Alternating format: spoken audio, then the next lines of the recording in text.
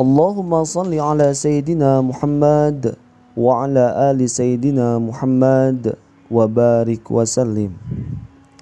Apakah ada dalil yang menjelaskan tentang azan dan iqamah ketika memasukkan jenazah ke dalam kubur? Azan dan iqamah sunnah diperdengarkan pada telinga anak yang baru dilahirkan. Azan di telinga kanan dan iqamah di telinga kiri.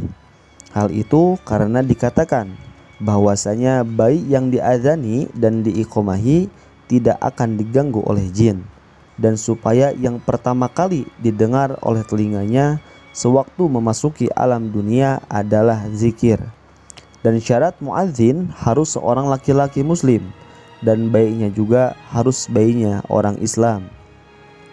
Karena azan dan iqamah termasuk dalam kategori hukum duniawi, sedangkan anak-anak orang kafir diberlakukan sebagaimana orang tuanya, meskipun mereka terlahir dalam keadaan fitrah atau suci.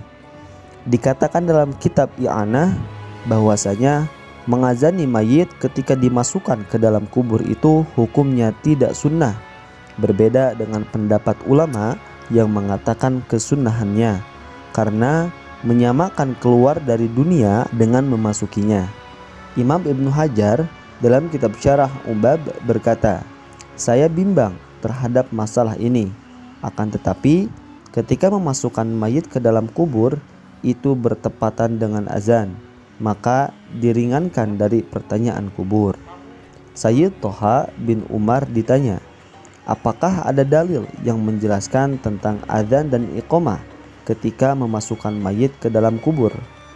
Beliau menjawab, "Saya tidak tahu ada hadis yang menjelaskan tentang hal itu, dan saya tidak tahu ada pengkiasan terhadap masalah ini, kecuali apa-apa yang diceritakan oleh sebagian ulama masa kini.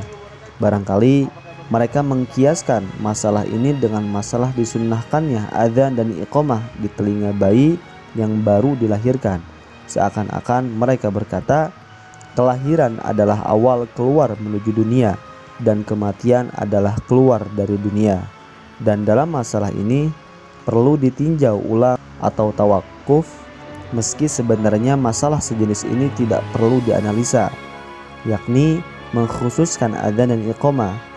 Dan kalau tidak dikhususkan, maka zikir apa saja disunnahkan pada semua kondisi, kecuali di waktu buang air atau kencing atau berak.